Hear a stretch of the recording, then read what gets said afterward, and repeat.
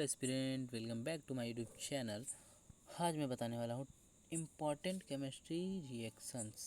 भाई देखो यार, जितना इम्पोर्टेंट मैथ रखता है, फिजिक्स रखता है, बाकी उसी तरीके से तुम्हारा केमिस्ट्री भी काफ़ी ज़्यादा इम्पोर्टेंस रखता है। तो केमिस्ट्री में कुछ रिएक्शंस हैं जो हम लोग के से पूछा जाता है। तो सबसे पहला है कॉम्बस्टन रिएक्शन। बिना किसी अन्य बकवास के हम लोग शुरू करते हैं डायरेक्ट। यार इतनी सारी रिएक्शन है कि मैं इस एक शॉर्ट में कवर नहीं कर सकता था। मतलब छोटा ही, बहुत ज़्यादा नहीं है, बस 10 है बस, लेकिन एक शॉर्ट में कवर नहीं हो पा रहा था, इसलिए मैंने वीडियो बना रहा है। ठीक है। तो सबसे पहले है कम्बस्टन रिएक्शन। तो जिसे हाइड्रोकार्बन, इसका ऑक्सीजन की उपस्थिति में जब इसको गर्म करते हैं तो carbon dioxide plus H2O plus heat निकलता है। जैसे एग्जांपल में मैंने ले लिया एक मेथेन। मेथेन को मैंने 2 ऑक्सीजन के अणु के साथ जब रिएक्शन कराया तो यहाँ पे कार्बन डाइऑक्साइड और 2H2O बनाया है, जैसा कि देख सकते हो। ठीक है। इसको इरेज कर देता हूँ, कोई मतलब नहीं है इसका एक्सप्लेन करने का, प्लेस मिला रहा है यार, बस बात ये है। ठीक है। नेक्स्ट है न्यूट्रलाइजेशन रिएक्शन। अब न्यूट्रलाइजेशन रिएक्शन में होता क्या है यार, तुम एक एसिड लोगे एंड बेस का, जब एसिड और बेस का जब रिएक्शन होता है ना, तो एक बनता है साल्ट और उसके साथ निकलता है तुम्हारा H2O, और यही रिएक्शन कहलाता है न्यूट्रलाइजेशन। और इसी से तुम्हारा बनता है सॉल्ट। ठीक है। यहाँ पे जैसे तुम देख सकते हो acid plus base is equal to salt plus water. जैसे HCl NaNOH मैंने लिया, तो यहाँ पे तुम्हारा जो प्रोडक्ट है NaCl आया एंड H2O इज नेक्स्ट है इस डिस्प्लेसमेंट रिएक्शन। तो डिस्प्लेसमेंट रिएक्शन में सबसे पहला है ZnCuSO4 और FeCuSO4। तो मेरे भाई डिस्प्लेसमेंट रिएक्शन को समझने के लिए ज़्यादा इंपॉर्टेंट होता है रिएक्टिविटी सीरीज़। और जिस बंदे ने रिएक्टिविटी सीरीज़ को अच्छे से समझ लिया वो डिस्प्लेसमेंट रिएक्शन समझ लेता है। लेकिन हालांकि मैं यहाँ पे रिएक्शन समझा रहा हूँ, तो रिएक्टिविटी सीरीज़ बहुत लंबा टॉपिक है। मतलब लंबा टॉपिक नहीं है, वीडियो की लेंदी हो जाएगा, तो ज़रूरत नहीं है बताने का, बस सिंपल सा बात। तो ऐसे ही बता रहा हूँ। देखो यहाँ पे Zn है, Zn का रिएक्टिविटी सीरीज़ ज़्यादा, रिएक्टिविटी में मतलब ऊपर आता है। तो जिंक क्या करेगा ना, कॉपर को यहाँ से रिप्लेस कर देगा।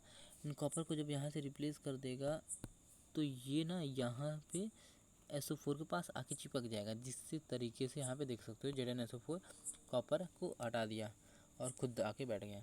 ठीक उसी तरीके से यहाँ पे देखोगे, यार कुछ डार्क पेन लेना चाहिए ना। हाँ देखो Fe है फेरस, तो फेरस के साथ फेरस ने कॉपर को हटा दिया और फेरस ने कॉपर को ही हटा दिया और उसके बाद खुद आके बैठ गया और Cu। तो इस तरीके से डिस्प्लेसमेंट रिएक्शन होता है। और यहाँ पे नेक्स्ट है डबल डिस्प्लेसमेंट रिएक्शन। तो यहाँ पर चेंजेस किस में होता है भैया, आयंस में होते हैं, आयंस में चेंजिंग होता है। ठीक है। अब देखो यहाँ पे AgNO3 है, NaCl है। अब AgNO3 और NaCl जब रिएक्शन करते हैं तो देखो AgCl के पास आता है और NaNO के पास आता है। देखो यहाँ पे क्या हो रहा था, ये इसके पास आ रहा था और ये बाहर निकल के चला जा रहा था। लेकिन यहाँ पे क्या हो रहा है कि Ag निकल रहा है Cl के साथ, Ag जा रहा है Cl के साथ, तो Na जो है यहाँ पे आ जा रहा है इसके साथ। बहुत ज़्यादा ही खींच दिया क्या? ठीक है, मतलब समझाने के लिए समझ में आया ना चाहिए, बस बात खत्म। AgCl प्लस NaNO3 निकल जाता है और यहाँ से हीट भी निकलता है। ठीक है। नेक्स्ट है इलेक्ट्रोलाइसिस ऑफ वाटर। जैसे 2H2। अब देखो इसको क्या कहते हैं, जब हम लोग इलेक्ट्रोड लेते हैं, जल को अंदर डालते हैं, तो वही वाला रिएक्शन। ठीक है। इलेक्ट्रोलाइसिस, दो जल के अणु लेंगे, बस अणु को इलेक्ट्रोलाइसिस मतलब उसके अंदर इलेक्ट्रिविटी देंगे, तो इस तरीके से निकल जाता है। नेक्स्ट है रेस्पिरेशन, C6H12O6। अब इसका रिएक्शन हम लोग ऑक्सीजन के साथ कराते हैं, 6 ऑक्सीजन के साथ, तो 6 कार्बन डाइऑक्साइड भी बन जाता है और 6 ही जल के अणु बनते हैं और एनर्जी बनता है ATP के फॉर्म में। ठीक है, याद रहेगा, याद रहेगा। फोटोसिंथेसिस नेक्स्ट है, फोटोसिंथेसिस जिसमें 6 कार्बन के अणु, 6 जल के अणु, 6 कार्बन के अणु, 6 जल के अणु मिलते हैं और बनाते हैं स्टार्च, जो कि है ग्लूकोज। ग्लूकोज है मेरे भाई। और 6 ऑक्सीजन भी बनाते हैं in presence of sunlight and chlorophyll. ठीक है। प्रेजेंस ऑफ सनलाइट, सनलाइट को देखो पेड़ कर रहा है ना, पेड़ के फोटोसिंथेसिस होता है किसमें, पेड़ में, और उसके लिए चाहिए होता है भैया सूरज की रोशनी और हरित लवक। नेक्स्ट है सेपोनिफिकेशन। सेपोनिफिकेशन में हम लोग को सबसे पहला है फैट ऑयल ले लेना है, वसा, और उसका जब रिएक्शन हम लोग सोडियम हाइड्रोक्साइड के साथ कराएंगे तो सोप आएगा ग्लिसरॉल। अब देखो सोप 2 तरीके का होता है यार। देखो यहाँ से जब निकालेंगे तो ये जो सोडियम के साथ सोडियम वाला बनाते हैं, तो यहाँ पे तुम्हारा बनता है bathing soap, bathing soap. And जब तुम पोटेशियम हाइड्रोक्साइड वाला कराओगे तो वहाँ पे तुम्हारा बनता है वॉशिंग सोप। ठीक है।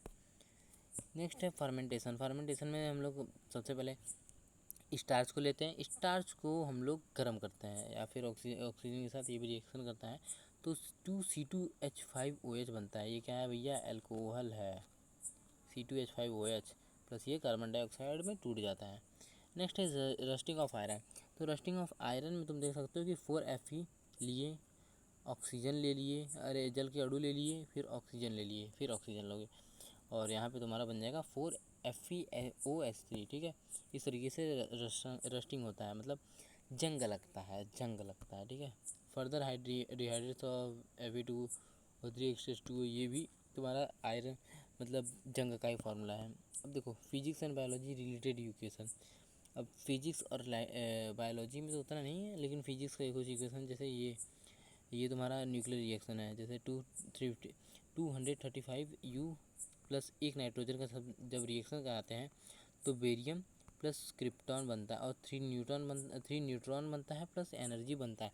अब देखो ये बड़ा ही इंपॉर्टेंट क्वेश्चन है, लेकिन इसका अभी तक पूछा तो नहीं गया, लेकिन इसके चांसेस हैं इस इक्वेशन को पूछने के कि भैया न्यूक्लियर रिएक्शन में जब हम लोग 235 वाला यूरेनियम लेते हैं, देखो यूरेनियम 235 और 238 दो होता है, ये पता ही है, दो होता है। ठीक है, 238 होता है, आई थिंक एक और होता है। ठीक है, उसका जब एक न्यूट्रॉन के साथ रिएक्शन कराते हैं तो क्या क्या बनता है, बेरियम और क्रिप्टॉन बनता है 235 वाले के साथ, और एक और जो है वो याद नहीं आ रहा है प्रॉपरली।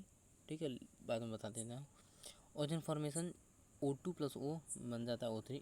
एसिड रेन रिएक्शन, जो एसिड रेन होता है यार, एसिड रेन में क्या होता है, तो एसिड रेन में देखो सल्फर डाइऑक्साइड वातावरण की ऑक्सीजन के साथ रिएक्शन करता है, SO3 बनाता है, और यही SO3 फिर मेरे भाई जल में जो हमारे जो एटमॉस्फेयर में जल वाष्प हैं उनके साथ रिएक्शन करता है तो नेक्स्ट बनाता है H2SO4, और यही हमारा कहलाता है एसिड रेन।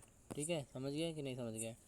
और बस इतना ही था, बहुत ज़्यादा लंबा वीडियो नहीं बनाया, उम्मीद है कि समझ में भी आया होगा, अच्छे से बताया हूँ। मिलते हैं नेक्स्ट लेक्चर में, आज के लिए इतना ही। जय हिंद गाइस।